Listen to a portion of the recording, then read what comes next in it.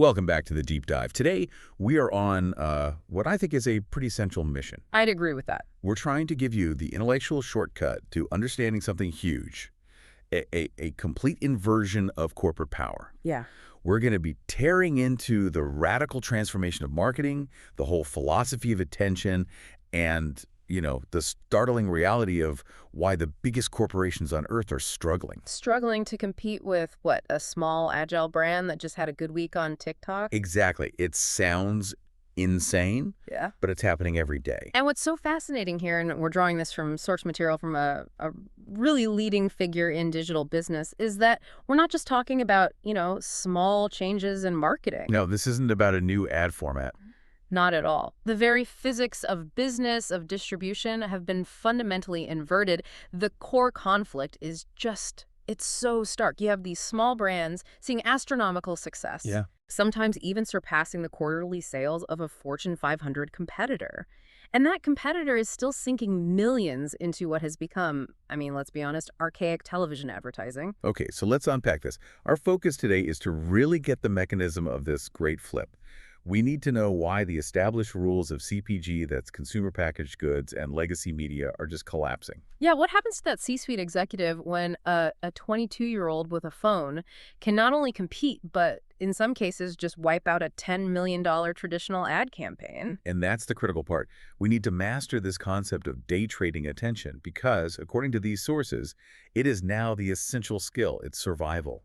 So this deep dive, it's designed to give you that mastery. To really get this, you have to look back. Historically, the sources show us that the big established corporations, they basically built these massive defensible barriers. The moats. Exactly, what they describe as substantial moats. And the key thing to realize is that these barriers, they had very little to do with product quality or, innovation. No, it was all about structure.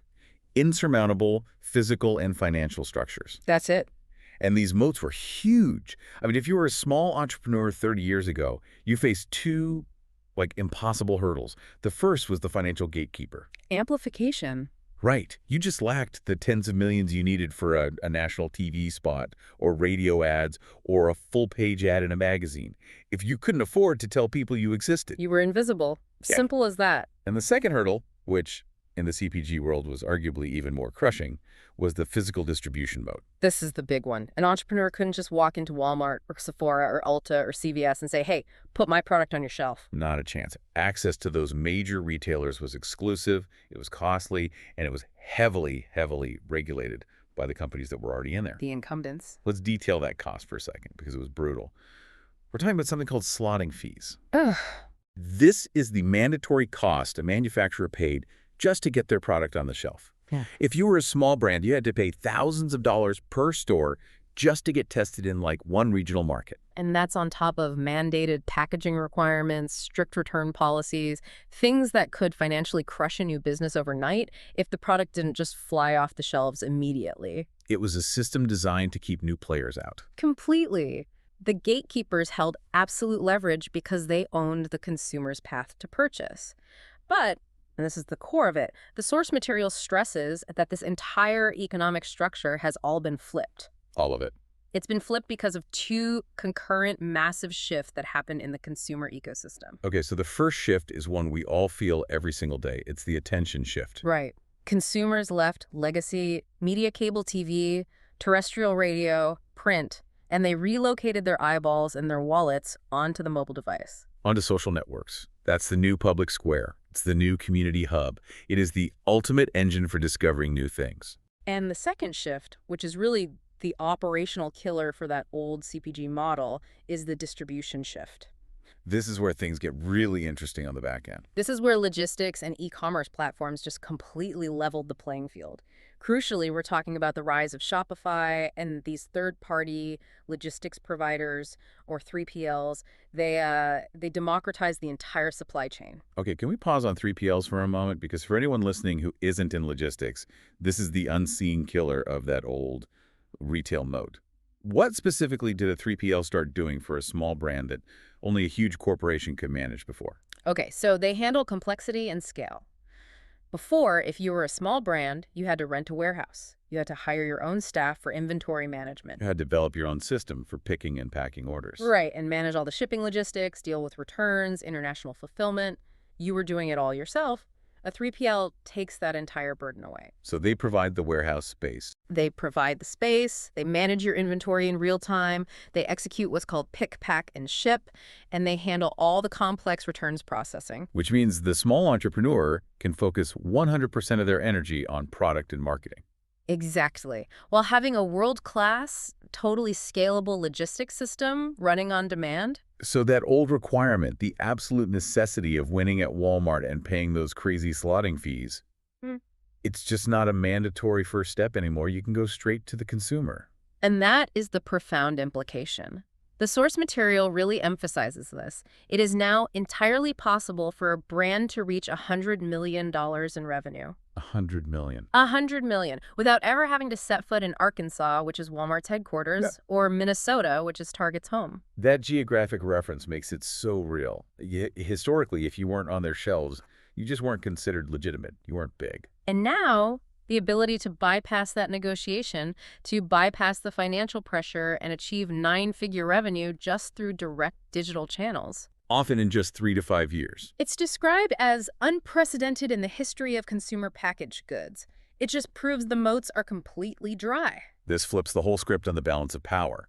And the sources point out that the old guard, the retailers, they're not just sitting back and watching this happen. No, they're frantically reacting. They recognize this is an immediate threat. They can't afford to ignore that $100 million digital brand that built its entire following on TikTok.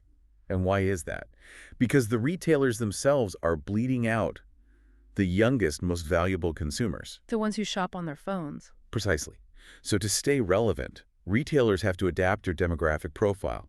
They are now being forced to redirect their shopper marketing dollars. Which is huge. Instead of exclusively rewarding the handful of big, established CPG companies that have always paid them, massive co-op and slotting fees, They now have to actively court the small, agile, viral companies. they desperately need those trendy brands to bring young customers back into their physical stores and onto their e-commerce sites.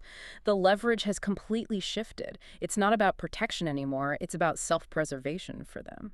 And it's so important to note that this disruption isn't just about selling, a physical product like snacks or shampoo. Right. The source uses a great example to show that this technological inversion applies just as powerfully to B2B and software. It uses the Canva analogy. Oh, the Canva versus Adobe example is perfect. It just encapsulates the whole technological shift. Imagine Melanie, the founder of Canva, but in the pre-internet B2B landscape. Right, 30 years ago. To even reach a corporate client base, to get her product in front of the people who make purchasing decisions, she would have faced just immense friction. It wasn't just immense, it was mandated. She would have had to get, $100,000, maybe more, just to buy a booth at a massive industry trade show in Las Vegas? Or New York. That was the only recognized institutional way to court corporate clients. And the cost was just prohibitive, not just in dollars, but in the time spent away from actually building the product. And the internet and the cloud changed all that. Canva could launch, rely on organic growth, use freemium models to prove their value. And use digital content to court clients directly, no matter where they were located, and without a seven-figure marketing budget. The death of the distribution moat applies everywhere, from the physical supply chain to the digital software chain. So the technological barriers have fallen. The path to market has never been clearer or cheaper for an entrepreneur. But if the path is clear for everyone, why are these massive corporations with their multi-billion-dollar war chests still struggling so profoundly to adapt? And that brings us to the internal barriers, the emotional ones, the ones that anchor 99% of executives and prevent them from embracing this new reality. This is where the source material gets, let's say, at its most cutting. I think that's a fair description. The author dedicates his work to the 1% that make consumer-centric decisions versus the 99% that make decisions based on boardroom politics. That is a harsh line in the sand. But it really clarifies who the audience for this message is. The source explicitly says this is not aimed at entrepreneurs. Why? Because most entrepreneurs have to be consumer-centric. I I mean, mean, if they're not, they're out of business pretty quickly. exactly. Their survival is directly tied to what the customer wants, not to internal shareholder So politics. this message is directed squarely at the corporate executive, the person running a legacy brand. And it's not a matter of intelligence. These executives are often brilliant. They're intellectually aware of the market shifts. They see the data, Okay. but they are emotionally and actually tied up in how they make money today. That current revenue stream is the emotional anchor holding them underwater. They can't logically pivot when their entire career, their bonus, their whole structure is dependent on the old model. Let's break down those specific examples of the emotional anchor because they're really vivid. Let's start with the battle between retail leases and live shopping. Okay. So you have a retailer who has committed to, say, 400 store leases across the country. They're locked into these decade-long agreements. Their cost of goods sold, their COGS, includes these massive fixed costs. Physical build-outs, expensive fixtures, thousands of employees, complex staff training, huge utility bills. That financial commitment is non-negotiable in the short term. The capital has already been spent. So when a new digital strategy team comes in and says, look, we can run a simple studio-based TikTok live shopping setup Run by one or two people with minimal overhead. that can sell just as much product as our flagship store in Midtown, the executive struggles. They cannot process that information emotionally. They are locked into that brick-and-mortar commitment. And let's be really honest about the politics here. That executive is judged every 90 days. Either by the public market or by the private equity firm that owns the business. Right. They cannot afford to immediately admit that millions of dollars of physical infrastructure are suddenly irrelevant. They have to defend the sunk cost, and that defense dictates their strategy, even if they know deep down it's economically unsound long term. And that pressure forces them to continue what the source calls dinosaur behavior. They know it's better to invest in the TikTok live studio, but they are politically obligated to maintain the illusion that the physical stores are still the engine of growth. Okay, and example 2 illustrates the contractual side of this perfectly. The traditional star versus the digital influencer. This is a great one. Imagine an executive who just signed a 3-year, $60 million endorsement deal with a traditional, world-renowned celebrity, a major athlete, for instance. Their budget and their personal reputation are now tied up in that colossal investment. That commitment is a political anchor. It makes it incredibly difficult to pivot and accept the new reality that, high-performing, lower-cost digital influencers can achieve dramatically better ROI And higher engagement. for hundreds of thousands of dollars. The executive's pride is at stake. The massive contract they just championed is at stake. Inertia sets in, and they will almost certainly defend the traditional celebrity contract simply because admitting it was a waste of $60 million is... It's career suicide. It is. But surely there's an argument to be made there, right? Yeah. That $60 million guarantees a baseline of trust, of institutional recognition, a guaranteed audience reach that some volatile, low-cost digital influencer can't provide. Mhm. How does the executive quantify the loss of that perceived quality? And that is the crucial pushback. But the source addresses it by saying the customer is the one redefining quality now. The perceived institutional relevance of the big celebrity matters less and less when the influencer can deliver superior targeted engagement and, more importantly, transaction volume. So the stability of the $60 million star is irrelevant if the audience isn't even on the channels where that star is being advertised. The market doesn't care about perceived quality, it cares about transactions. If the lower-cost, agile influencer generates 5 times the sales volume, the cost per acquisition is lower, and at the end of the day, that's the only metric that matters. This brings us to what's presented as the ultimate universal rule of the material. The customer is undefeated. You cannot win by fighting the market's behavior. This is, it's a profound and unyielding law of business today. The core idea is that if the customer is consuming the content, the business has to follow. It doesn't matter what the executive's personal ideology is, or their moral stance, or their historical perspective on how marketing should work. And the source uses the ultimate ideological test to prove this point, which is the AI influencer test. This is fascinating. It really is. The scenario is, if you have sophisticated AI-generated humans selling a blouse or a bottle of water, and the customer is consuming that content and buying the product. And this is the critical part. The customer literally does not care if the person selling it is real or fake. Then the business that fights that concept based on human feelings or on what they think is right or ethical is going to lose that game. because the customer has already voted with their attention and their wallet. Exactly. The principle here is that attention and transaction velocity trump authenticity in the commercial realm. If consumers engage with an AI human and it drives sales, the business that refuses to engage with that phenomenon out of some personal commitment to human-only marketing is just fighting reality. The customer has already decided. But we have to acknowledge the author's empathy for executive vulnerability here, because understanding why this change is so slow is key to understanding the corporation.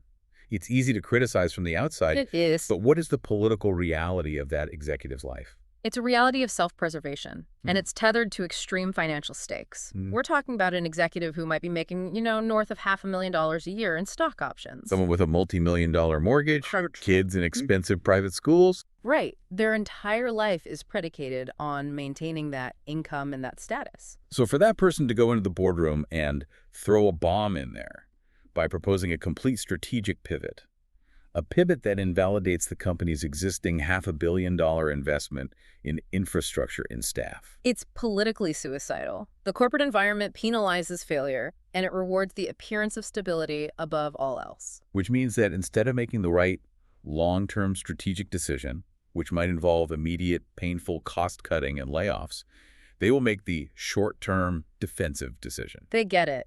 They intellectually understand the market is changing, but their personal survival instinct overrides the long-term health of the corporation. The material acknowledges this dilemma, but it maintains that the consequence is clear. The decline of big brands is happening because the 99% prioritize internal politics over the demands of the undefeated customer. Okay, so if the old behavior is politically motivated, it's slow, it's rigid, then the new behavior, the winning strategy, has to be consumer-centric, highly agile, and relentlessly fast. Which brings us to the core thesis of the modern marketing era, the concept of day trading attention. And we need to start by just contrasting the sheer inefficiency of the old dinosaur behavior of traditional Madison Avenue with the speed that's required today. Think back to that classic advertising process. You have a strategy brief, creative brainstorming, then client approval, which often takes weeks, if not months. Then a massive production shoot that costs millions, editing, more approvals, and finally, media buying. And that entire 9-month-long process was just to create a single 30-second television commercial. One piece of content. It costs millions just to produce, and then millions more to amplify on network TV.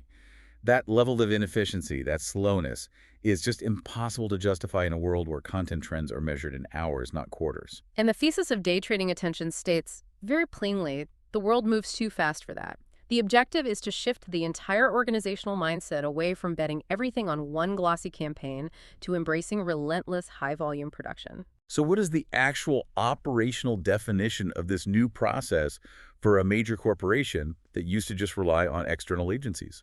The argument is purely one of speed and volume. Every Fortune 5000 company needs to shift its strategy away from relying on a single, expensive external creative agency and move toward funding multiple small internal content teams. And the operational recommendation is that these teams should be posting a high volume of content, the recommendation being 3, 6, or 11 pictures or videos. Across 7 social networks, every single day. That shift from scarcity to volume is a massive internal restructuring. The company has to move its budget from one $10 million external agency contract to funding, say, 5 full-time internal content creator teams. Each focused on a different platform, and each incentivized by performance, not by approval meetings. And the goal is explicitly not to create 11 perfect, glossy ads. No, the goal is to let the organic AI-driven algorithms determine what has value and what gets reach.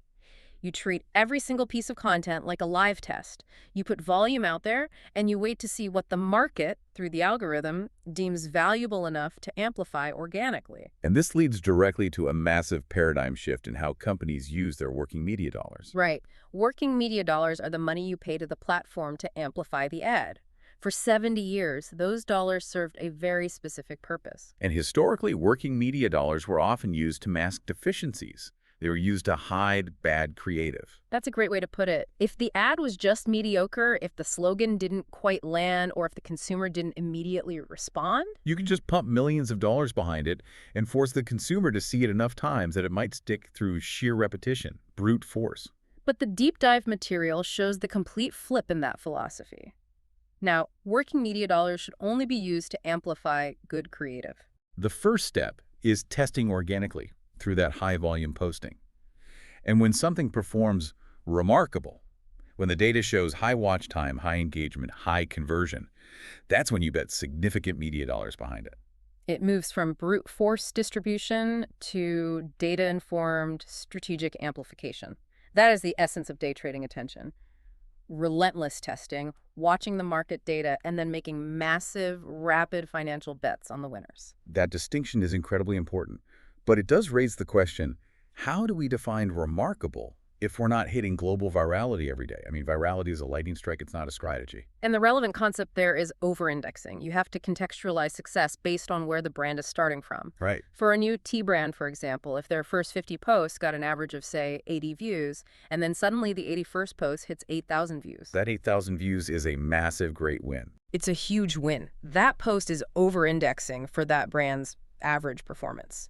You have to take note. You have to analyze why it succeeded. Was it the music, the tone, the product focus? And then you amplify that specific post with media dollars because the market has validated its quality. And if you do achieve true explosive virality. The instruction is clear. You should bet the farm on it and scale immediately. So day trading attention demands this operational speed, this ability to convey messages across multiple platforms. Where's all this attention hiding right now? The fundamental requirement is to be natively fluent and present everywhere. Understanding how social networks work is no longer an optional marketing skill. It's described as oxygen for a business. It's now on par with foundational knowledge like knowing how to balance a checkbook. Exactly. And the source is clear. To not be strong on social is to be vulnerable for decline in the next fiscal year. And while a lot of contemporary marketers are pouring all their energy and attention into platforms like TikTok, YouTube Shorts, and Instagram Reels, the source points to a forgotten giant, one that is arguably the most important platform right this second for attention. And that, surprisingly, is Facebook proper. That's right, Facebook proper, not the younger, hipper Instagram platform. And the reason it's being overlooked is that the younger, trend-driven content creators and marketers have personally moved on. They don't want to post there. They think it's for their parents. Right. But the data shows that those 45 to 80-year-olds, the demographic that has accumulated and still possesses plenty of money, are still there in ungodly numbers. And they're consuming organic content, clicking links, and making purchases. And they are loyal. They use Facebook for news, for community connection, for long-form video. The sources highlight that many brands are neglecting organic posting on this highly lucrative platform because their internal marketing teams just don't personally enjoy using it. Which is a perfect illustration of boardroom politics, or in this case, marketing team politics, overriding consumer-centric reality. It is. And if we look at the full attention spectrum, the cumulative effect of these platforms is just devastating for legacy media. When you add up the time spent on YouTube, Twitter, Facebook, Instagram, TikTok, Snapchat, LinkedIn, and streaming services like Netflix and Hulu, There's just very little consumer attention left for cable television or print media. the source drives this point home with two simple observational thought experiments that are incredibly effective. First, can any of us, right now, name 5 active, successful sitcoms running on network television? I definitely cannot. Maybe one. The answer for the vast majority of people is no, which demonstrates the complete collapse of appointment viewing on cable. Okay, and the second one. If you physically look at newspapers today, they are getting thinner and thinner and thinner. While the cover price often gets more expensive, it's a physical demonstration of the vanishing ad revenue base. The footprint of legacy media is shrinking in direct proportion to the volume of attention it commands. And the final, undeniable piece of observational evidence is just watching human behavior. Everyone is walking down the street, sitting in a car, standing in a line with their head angled down, consumed by their phone. That reality isn't a catastrophe. It's just a non-negotiable shift in the environment. The message is simple and stark. If your business is not strong on social, every quarter is about to get worse. Okay, shifting our focus a bit now. The source material offers some really interesting insight into the mind of the successful entrepreneur who formulated these strategies. It traces that foundational drive back to an inherent trait. A foundational currency that was present from birth. Yeah, it wasn't a spark that happened in college or some professional moment. It was described as the backdrop of life, like the music in the Wonder Years. It was just always there. And the early ventures, they detail this chronological progression of hustles. It starts almost immediately upon moving to Edison, New Jersey, around age 7. The initial ventures were classic small-scale capitalism, shoveling snow door to door, washing cars in the driveway, the quintessential lemonade stand. But these simple efforts, they quickly scaled into something requiring real business acumen by age 11. The intensely commercial world of baseball cards. This is where that inherent business instinct becomes so obvious. He describes the Beckett Baseball Card Guide, the monthly price guide that was the absolute authority in the 80s and 90s, as his Bible at 11 years old. So it wasn't just about collecting, it was price analysis and arbitrage. He was totally focused on understanding the market mechanics.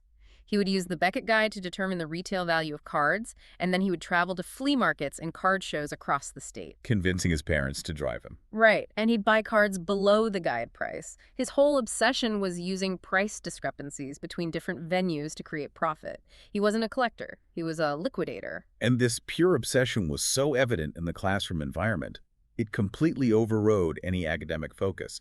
Sitting in 3rd or 4th grade, his concentration wasn't on the lesson plan. No, it was on analyzing his classmates.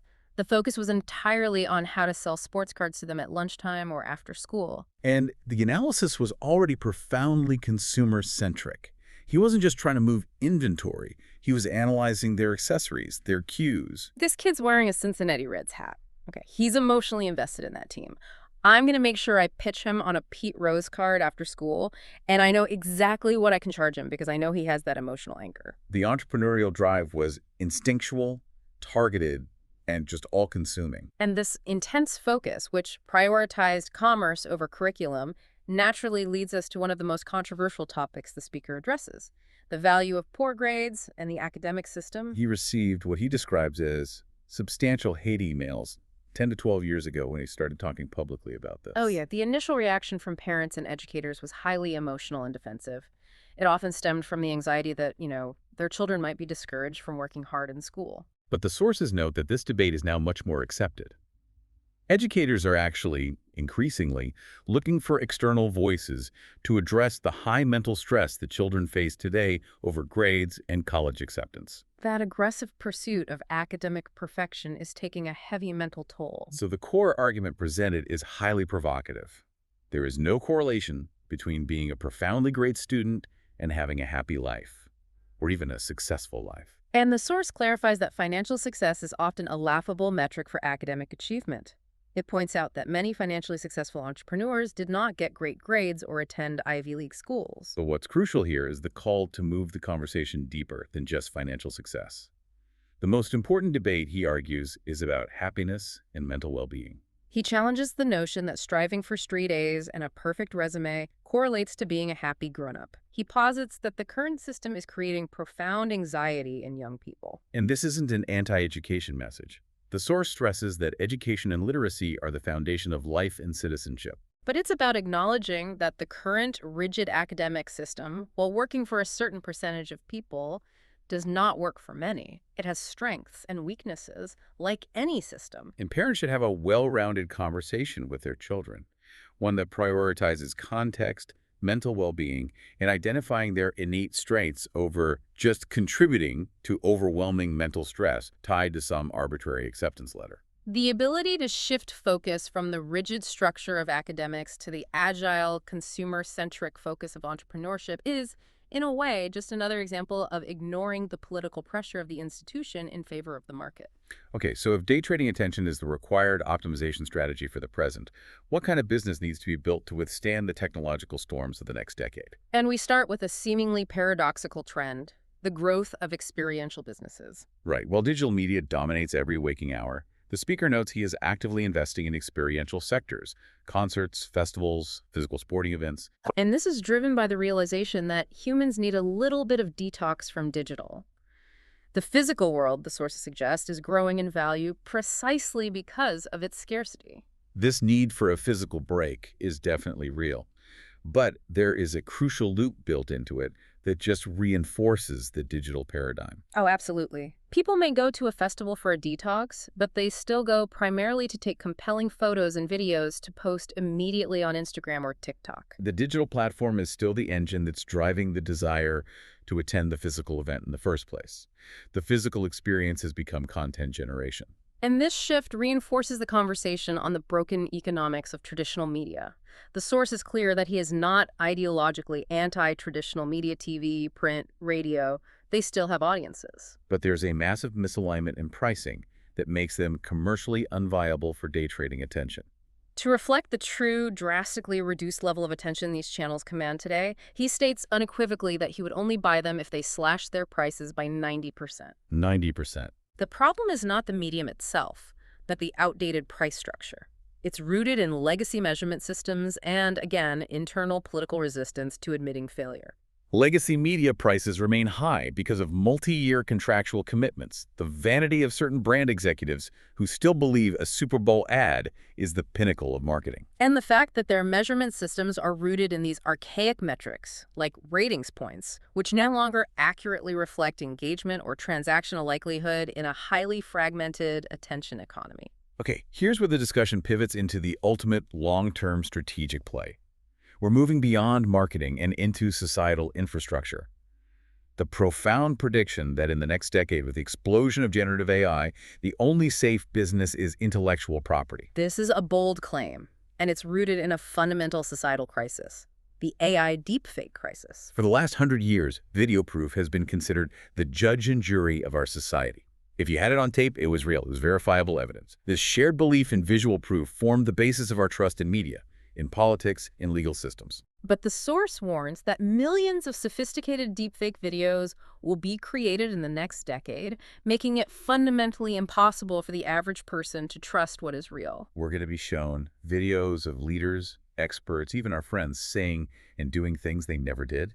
And without specialized, immediate verification, trust just collapses. And this crisis of verifiable digital trust is why intellectual property, original, verifiable content, characters, and stories becomes the safe haven. IP inherently carries brand trust and a cultural currency that can't be easily replicated or faked without immediately destroying its own value. And this is where the blockchain innovation comes in. Exactly. So why is the blockchain, and specifically non-fungible tokens or NFTs, singled out as one of the most important innovations today in this context? Because they directly countered the deepfake crisis. Now, NFTs may have gone through a greed phase that, mirrored the dot-com bubble collapse. Sure. But the underlying technology, an immutable distributed ledger, establishes verified provenance. If a piece of digital IP is minted on the blockchain, there is a permanent, verifiable timestamp and record of its creation and ownership. So it's like a digital certificate of authenticity. That's the perfect way to think about it. This technical proof is what combats the unverified, easily replicable nature of deepfakes.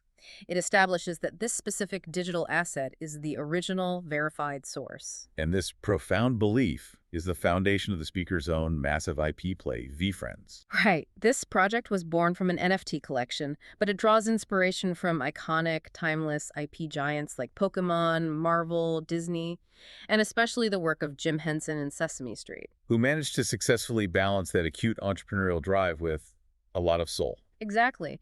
And the ambition for VFriends is enormous. It is viewed as the most substantial and impactful business the speaker will ever build, aiming to create new, enduring characters for the next generation. And this strategy understands that the future requires both digital and physical components. Which is why that physical tie-in is described as incredibly imperative. The major deal with Topps, the iconic trading card company that previously only worked with universally recognized IP like Star Wars and Marvel. That's a massive sign of commercial legitimacy. It signals that established physical retailers believe in the IP's longevity. And the goal is a full-spectrum content and distribution strategy. Kids should fall in love with the characters through physical products, the Topps VFriends, Chrome trading cards, comic books, HarperCollins books, while also consuming digital content on YouTube Kids and participating in the new social shopping ecosystem on platforms like Whatnot and TikTok Shop. But the ambition extends beyond just commerce and distribution. The IP is explicitly viewed as a vehicle for virtue and community. The goal is to leave a deposit of eliminating some of the anxiety that is ravaging our world. This means tackling what the source sees as the cultural harm caused by systems that have eliminated merit, accountability, and real ramifications. The world of eighth place trophies and overcoddled children. So the IP is built to teach specific, necessary virtues: kindness, empathy, merit, and accountability. And the key characters embody these abstract concepts, making them tangible for children. You have empathy elephant, accountable ant, patient panda, tenacious termite, competitive clown, and karmic kiwi. This character-based system allows the underlying message to transcend the founder's personal brand limitations. And crucially, for an IP aiming to reach billions, it must adhere to the purple philosophy. It has to be nonpartisan, not easily defined as red or blue because all the magic's purple. The founder's personal brand might only be able to reach a segment of the global population, but universally relatable IP characters can reach 8 billion people by avoiding those divisive political anchors. And finally, IP success requires community. We see this with Harry Potter fans, the mania around Comic-Con, sports fans connecting at a game. And the success of live social shopping platforms like Whatnot, where thousands of people gather just to watch others open trading cards and read comic books together, demonstrates that community is absolutely thriving around these shared physical and digital collectibles. That sense of shared, verifiable experience is what makes IP endure in a world of digital chaos. Hashtag outro. So let's bring it back to where we started. We've completed our deep dive into the anatomy of attention and the future of IP. The key takeaway for me is just that profound inversion of power in business. Right. Small, agile brands using speed, volume, and data are now consistently winning against corporate giants that are anchored by political inertia and this emotional commitment to the past. And the immediate necessity for any business is to overcome that emotional and political resistance, to fight the 99% dedicated to boardroom politics and embrace the undefeated customer. Operationally, this means day trading attention.